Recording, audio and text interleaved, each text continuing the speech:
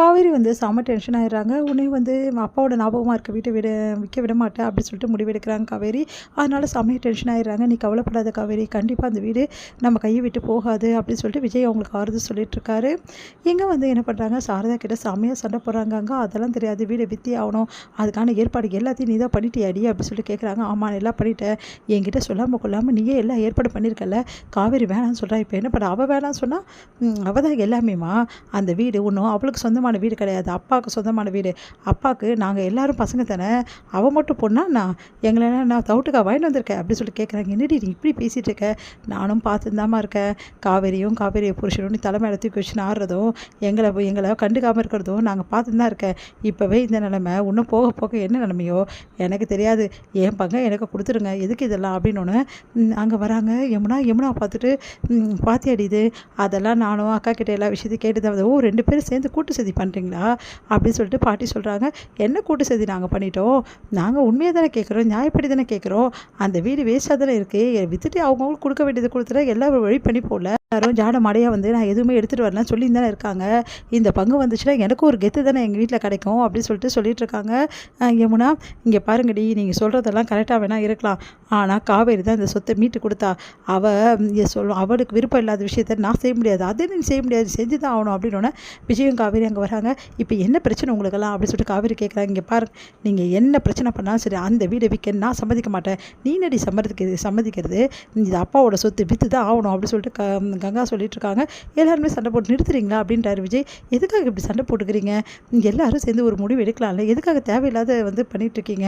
இங்கே பாருங்கள், காவேரியோட அப்பாவோட சொத்துன்றதால காவேரி வந்து அப்படி கேட்டுட்ருக்கா, மற்றபடி ஒன்றும் இல்லை.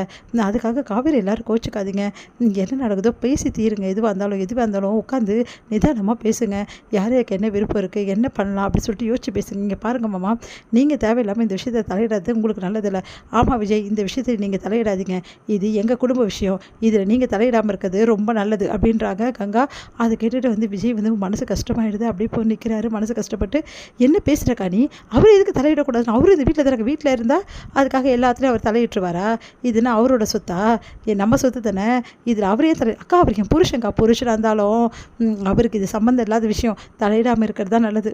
சாரிங்க, நான் தலையிட்டது தப்பு தான் அப்படின்றார் விஜய். உடனே வந்து செம்மையாக டென்ஷனாக இருக்காங்க. சார் அதை பாய மூடிடி, எவ்வளோ திமுரு இருந்தா விஜய் அப்படி பேசுவே நீ, தம்பி அவ்வளோ பேசுவே நீ, இந்த விஜய் தம்பி இருக்கிறதால தான் அந்த சொத்தே கிடச்சிது, அந்த நன்றி கூட இல்லாமல் 2 பேரும் இப்போ வந்து அவ்வளோ பிரச்சனை பண்ணுறீங்க. ஏன் அன்னைக்கு வந்து அந்த பசுபதி வீட்டோட பத்திரத்தை பிடிங்கன்னு வச்சுட்டு என்னை பாடாப்படுத்தி எடுத்தானே, அப்படி நீங்கள் 2 பேரும் எங்கடி போனீங்க, அப்போ வர வேண்டியதானே, அதெல்லாம் ஒதுக்கி இருந்துட்டு இப்போ அந்த தம்பி பத்திரத்தை கஷ்டப்பட்டு மீட்டு கொடுத்தோன்னே கதை அடிக்கிறீங்களா நீங்கள்லாம் அப்படின்னா. அதுக்கு எங்கள் வீட்டுக்காரங்க கூட போனாங்க தான், நான் இல்லைன்னு சொல்லலை, ஆனால் நீங்கள் போகல, நீங்கள் எதுவும் செய்யலைல்ல, அப்புறம் ஏன் நீங்களாம் வந்து பிரச்சனை பண்ணிட்டு. இது மட்டுமா, அந்த வீட்டை எவ்வளோ பிரச்சனை இருந்தது தெரியுமா, அந்த வீட்டில் எல்லாமே காவேரி தான் இப்போ வரைக்கும் நிற்கிறா. பசுபதியால் வர பிரச்சனை எல்லாத்தையும் அவள் தலைமையில தானே விழுது, அவள் தானே எல்லாம் அனுபவிக்கிறா, ஆனால் அவள் எதுவும் சொல்லக்கூடாது, நீங்கள் 2 பேர் வந்துடுவீங்களா வீடை விற்கிறதுக்கு. இங்கே பாருங்கள், நீங்கள் என்ன தான் பிரச்சனை பண்ணாலும் காவேரி சொல்கிறது தான் நான் கேட்பேன். அப்படியாம்மா, அப்போ தான் கேட்பியா, அப்போ நான் என்ன வேணாலும் வந்து கஷ்டப்படணுமா, காலம் ஃபுல்லாக இப்படி தான் இருக்கணுமான்னு பயங்கரமாக அழகிறாங்க கங்கா. இப்போ ஏன்டி அழகிற வயிற்று பிள்ளைய வச்சுக்கின்னு, பின்ன எனக்கு தான் எதுவுமே இல்லையே, உங்கள் இஷ்டம் தான் எல்லாம் முடிவு எடுப்பீங்க. ஆமாக்கா, எல்லாம் நம்ம தலை எழுத்து அப்படின்னு சொல்லிட்டு யமுனா சொல்கிறாங்க. உடனேம்மா பரவாயில்லம்மா விடுமா, எதுக்குமா தேவையில்லாத பிரச்சனை, இங்கே பாருங்கள் வீடை விற்க நான் வந்து ஒத்துக்க மாட்டேன் அப்படின்னு சொல்லிட்டு காவேரி சொல்லிட்டு இருக்காங்க.